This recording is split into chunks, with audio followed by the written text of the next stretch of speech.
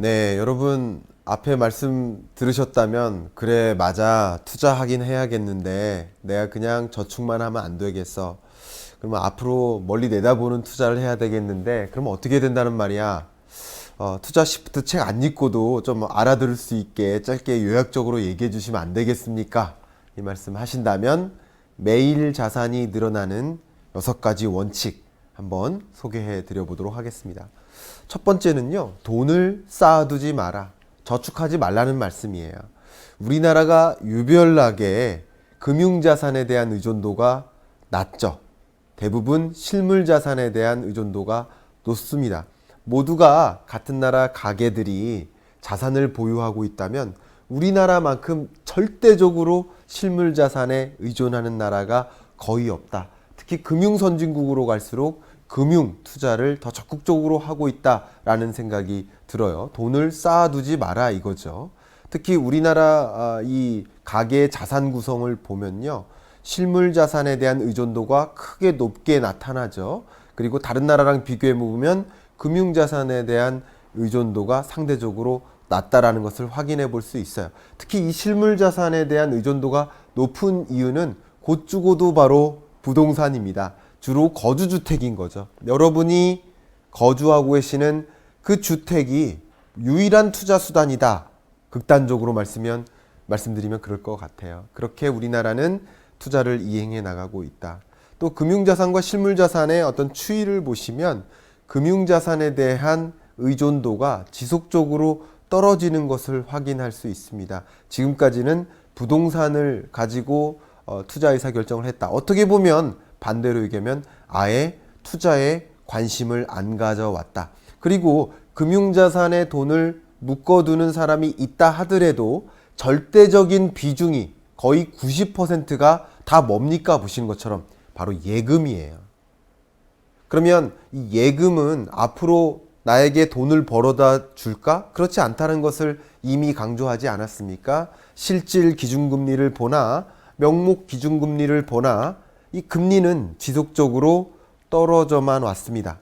특히 앞으로 물가 상승률을 한번 고려한다면 물가가 1%, 1.5% 상승할 거라고 생각한다면 그냥 1%도 안 되는 은행 저축금리가 수익을 가져온다라고 생각하기에는 크게 오산이 될 수 있는 것이죠. 물가 상승률보다도 낮게 형성될 이 저축금리를 가지고 돈을 거기다가 쌓아두고 있다면 그게 과연 올바른 투자 방식입니까? 과거에 금리가 10%, 뭐 두 자리 이럴 때는 은행에 투자하는 것이 좋은 투자 방식이었지만 지금은 그렇지 않다. 세상이 바뀌었다. 전혀 달라진 환경에 우리는 놓여져 있다. 그렇기 때문에 우리는 이런 상황 하에 어떻게 투자해야 될까? 첫 번째, 돈을 쌓아두지 말자입니다.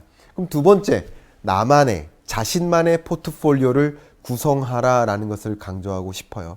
실제 우리나라의 금융자산, 금융기관 수신 잔액을 보면 예금은행에 수신하는 것이 있고 비은행 기관이 있는데 이 비은행 기관이 대표적으로 펀드 같은 것들을 의미해요. 근데 지속적으로 예금은행에 대한 비중이 줄어들고 있지 않습니까? 역시 그나마 많은 투자자 여러분들, 우리 가계 구성원들 여러분들이 조금 적극적으로 비은행 기관에 투자를 해 나가고 있는 모습입니다. 그래서 자신만의 포트폴리오를 구성해야 되는데 나의 투자 성향을 먼저 진단해 보실 필요가 있어요. 내가 좀 위험 추구적인 성향인가? 아니면 안전 추구형인가? 근데 이 영상을 보고 계시는 대부분의 투자자 여러분들이 안전 추구형일 가능성이 높아요. 그러면 안전 추구형이면 안전 추구형답게 포트폴리오를 구성할 필요가 있는 것이죠. 그래서 나는 어떻게 투자해서 결정해야 될까? 세 번째, 바로 변동성을 관리하라 입니다. 앞으로 어떻게 될지 모르겠어요. 그리고 불확실성이 앞으로도 더 고조될 거라고 지난 시간에 말씀드리지 않았습니까? 투자 방식이 크게 두 가지가 있는데요. 하나가 All Weather 포트폴리오라고 합니다. All Weather는 사계절 포트폴리오라는 표현이 있는 것처럼 어떤 계절에도 입고 다닐 수 있는 옷을 입고 다니는 것처럼 어떤 상황 하에도 잃지 않는 투자를 하는 거, 그게 올 웨더 포트폴리오 방식이라고 볼 수 있습니다. 극단적으로 다른 투자 방식이 주식 100% 포트폴리오가 있겠죠. 그런데 당연히 최대 수익률로만 보면 주식 100% 포트폴리오가 높게 도출이 됩니다. 그러나 최저 수익률을 비교해 보십시오. 올 웨더 포트폴리오는 이런 방식으로 투자한 사람의 최저 수익률이 마이너스 3%예요. 근데 주식 100%로 포트폴리오를 구성하면 그 최저 수익률이 마이너스 36%가 넘습니다. 그러면 최대 수익률이 33이고 최저 수익률이 마이너스 36이면 평균적으로 주식에 몰빵하는 방식의 이런 포트폴리오 투자 방식은 결과적으로 이롭지 않다라는 것을 이야기하죠. 반면 올 웨더 포트폴리오 방식은 최대 수익률이 18%가 넘고요. 최저 수익률은 마이너스 3%니까 평균적으로 안정적인 플러스 수익을 누릴 가능성이 높다라는 그런 결론에 도출될 수 있습니다. 더 중요한 거 한 가지 말씀드릴까요? 최대 수익률과 최저 수익률의 차이값을 보십시오.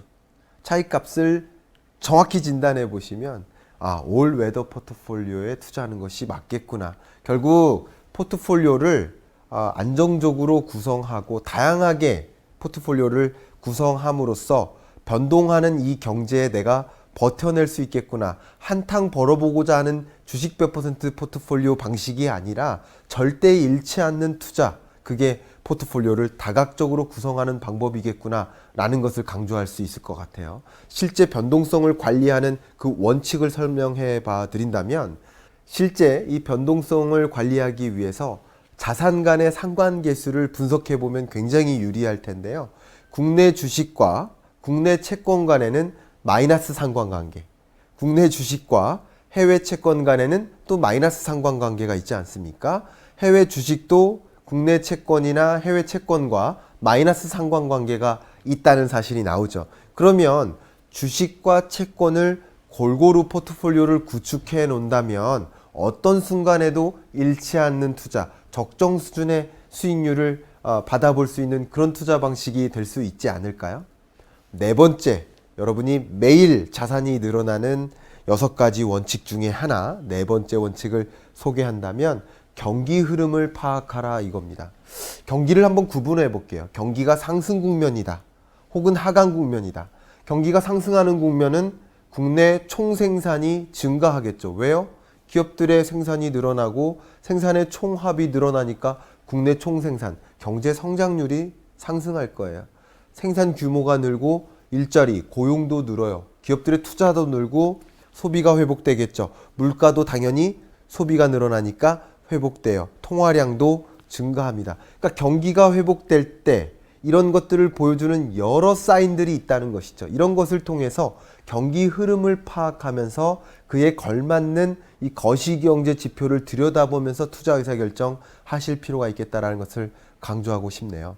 경기를 구분해 볼게요. 하강 국면입니다. 아무래도 경기가 하강한다는 얘기는 기업들의 생산이 위축된다는 거죠. 생산이 감소한다는 얘기는 국내 총생산이 감소한다는 뜻이고 그만큼 일자리가 줄겠고 기업들의 투자가 위축되고 소비가 또 위축되지 않겠습니까? 물가도 당연히 하락할 수밖에 없고 통화량도 감소합니다. 이런 경기 구분에 따라서 여러 거시 경제 지표들이 어떤 식으로 상관관계를 가지고 움직이는지를 먼저 진단해 보는 능력을 갖추실 필요가 있겠습니다. 그런데 제가 왜 이 말씀을 드리냐면 코스피 지수와 국내 총생산이 따로따로 움직입니까? 같이 우상향하잖아요. 그러면 앞으로의 주가를 전망한다는 이야기는 내년 경제 성장률을 전망한다는 거랑 같아요. 경제 전망의 기초에서 투자 의사결정을 하는 것이다. 그리고 제가 누차 강조하지만 변화에 투자하라 말씀드리지 않습니까? 어떤 변화가 있고 그 변화 속에서 더 높게 형성될 자산에 나의 소득을 옮겨 실는 거, 이게 투자라고 강조하지 않았습니까? 경기 흐름을 파악하면서 투자 의사결정하는 겁니다. 또 왜 금리를 얘기를 했을까요? 여러분 이 그래프 한번 보십시오. 놀랍습니다. 코스피 지수와 금리는 완전히 역행해요. 금리가 떨어지면 상대적으로 낮은 금리 하에서 많은 투자자들이 은행에 돈을 묶어두고 싶지 않아요. 오히려 돈을 빌리고 싶어요. 돈을 빌리는 비용이 줄어들기 때문이죠. 조금 더 공격적으로 투자하고 싶어요. 그렇기 때문에 코스피 지수, 이 주식 투자자가 많아지면서 코스피 지수가 올라가는 겁니다. 또 다른 측면으로 생각해 볼까요? 금리가 떨어지면 기업들은 더 적극적으로 투자하려 해요. 그죠? 그러면 고용이 회복되죠? 자연스럽게 소득이 늘어나고 소비가 회복됩니다. 그러면 또 기업들은 또 적극적으로 투자하려 하죠. 그러니까 금리를 인하하면 경기가 부양된다. 그럼 경기가 부양되는 과정에서 기업의 활동들이 늘어나고 실적 지표가 개선되는 거예요. 그런 과정에서 코스피가 상승할 수밖에 없겠구나. 그러니까 금리와 코스피 간의 이런 상관관계, 이런 경기 흐름을 파악해 가면서 투자 의사결정하면 좋겠다라는 말씀을 가장 대표적인 예를 들어서 설명해 드린 겁니다. 다섯 번째, 매일 자산이 늘어나는 원칙 말씀드리겠습니다. 글로벌 시장에 투자하라. 많은 분들이 그래도 우리나라 시가총액 1위 기업 삼성전자에 투자하라 이런 이야기를 많이 하시는데, 글로벌리 시가총액이 높은 다른 나라 기업들을 좀 비교해 보겠습니다. 페이스북, 아마존, 마이크로소프트, 애플, 이들의 시가총액을 한번 비교해 보세요. 삼성전자에 투자하는 것보다는 오히려 시가총액이 더 높은 애플이나 마이크로소프트에 투자하는 것이 더 적절해 보이지 않습니까? 제가 지금 계속 말씀드리는 이 포트폴리오를 구축하고 포트폴리오 투자를 하라라는 이런 방식의 이야기는 세계 경제에 투자라는 뜻입니다. 왜냐하면 세계 경제는 단 한 번도 특별한 위기 상황을 제외하고는 마이너스를 기록하지 않아요.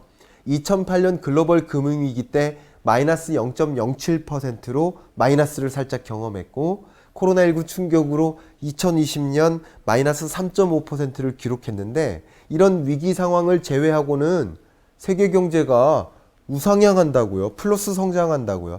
그러면 우리는 이 포트폴리오를 다각적으로 구성한다. 이 이야기는 세계에 투자한다는 거예요. 근데 세계에 투자할 거면 왜 우리나라에 투자합니까? 미국에 투자해야 되죠. 글로벌 기업들이 많이 있는, 특히 이런 글로벌 기업들이 세계의 신산업을 리드하지 않습니까? 그럼 이들의 시가총액이 더 높게 형성될 가능성이 높지 않겠습니까? 그렇기 때문에 우리나라에 투자하는 게 아니라 글로벌 시장에 투자하라. 글로벌리 유망한 산업들이 더 많이 있기 때문이에요.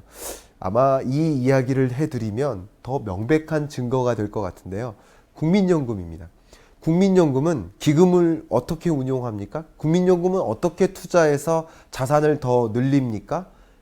국민연금의 자산 배분안을 보면요, 해외에 투자하는 그 비중이 전체 주식 중에서 특히 주식 투자 규모에서 해외 투자가 더 많아요. 그리고 2021년 말, 2025년 말 앞으로 국민연금이 기금을 운영할 그 계획을 보면 해외 주식 투자 비중을 점점점 늘려나갈 계획입니다. 2020년 말은 22%, 2021년은 25%, 2025년 말에는 35%까지 해외 주식에 대한 의존도를 계속 늘려나가요. 그리고 기금 운용을 하는 걸 보면 채권이나 그 밖에 대체 투자에 대한 의존도도 높잖아요. 근데 여러분 주식 투자한다면 왜 100% 주식 투자 하더라도 국내 주식 100%냐? 이 이야기를 좀 드려보고 싶은 거예요. 국민연금이 얼마만큼의 자금, 자산을 운용하는지 아십니까?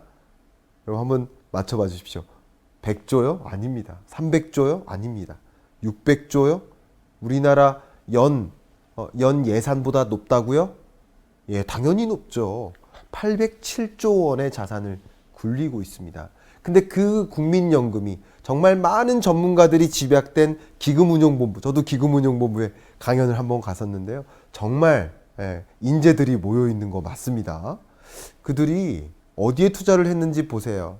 앞에 말씀드렸던 것처럼 해외 주식에 투자했다고 했는데, 투자한 해외 주식을 보십시오. 애플, 테슬라, 페이스북, 마이크로소프트, 이런 소위 말하는 세계 경제를 리드하는 시가총액 상위 기업에 투자를 했고요.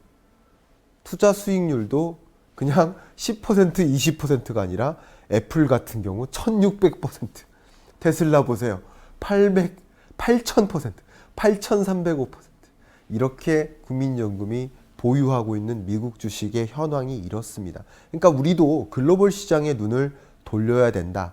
실제 세계 주식 시장에서 미국의 주식 주가가 차지하는 그 비중이 55% 가까이 됩니다. 그런데 왜 우리는 우리나라 주식 투자에만 머물고 있는가? 그런 관점에서 글로벌 시장에 투자하라라는 것을 말씀드리고 싶어요. 채권이나 주식, 해외 채권, 국내 채권, 국내 주식, 또 해외 주식, 또한 그 밖에 금이라든가 원자재라든가 이런 다양한 투자 상품들을 고루고루 갖춤으로써 그때그때 절대 잃지 않는, 매일 내가 자고 있는 순간에도 돈이 돈을 벌게 하는 그런 투자 방식을 선택해야 된다는 걸 강조하고 싶고요. 마지막으로 리밸런싱 해라. 제가 말씀드렸던 이 포트폴리오를 그때그때 맞게 또 구조조정해라. 채권의 비중이 높았다면, 또 주식의 비중이 높았다면, 또 적정한 나의 그 투자 포트폴리오의 목표치에 맞게 시간에 따라서 리밸런싱하는 주기별 리밸런싱이 있고, 밴드 리밸런싱, 내가 목표하는 그 정도의 이 포트폴리오를 구성했다면 주가가 차지하는 비중이 50%라고 한다면 이 주식이 50%를 넘어섰으니 이제 또 주식의 비중을 또 낮추고 주식을 파는 거죠. 파는 것 자체가 수익 실현입니다. 수익을 실현하면서 또 채권에 대한 비중을 또 늘린다든가 이런 방식으로 주기적으로 리밸런싱을 하거나 밴드 리밸런싱, 포트폴리오 보험 전략, 이런 여러 가지 리밸런싱을 시도하면서 주식 투자를 하라. 자산 관리를 하라. 이게 6번째 이 원칙이라고 볼 수 있겠습니다. 제가 마무리 드리는 말씀은 투기가 아닌 투자를 하라. 저축보다는 투자가 맞고요. 그렇다고 너무 높은 리스크를 짊어지면서 투자하지는 마셔라. 그거는 투자가 아니라 투기인 것이다. 지속적으로 투기 방식, 어제 사고 오늘 파는 방식의 투자 방식으로 지속적으로 성공할 가능성은 굉장히 낮다는 것을 지난 시간에 말씀드리지 않았습니까? 앞에 말씀드린 것처럼 한 번 성공하고, 두 번 성공하고, 세 번, 네 번 성공했지만 5번째 성공할 확률은 굉장히 낮아질 수 있겠다.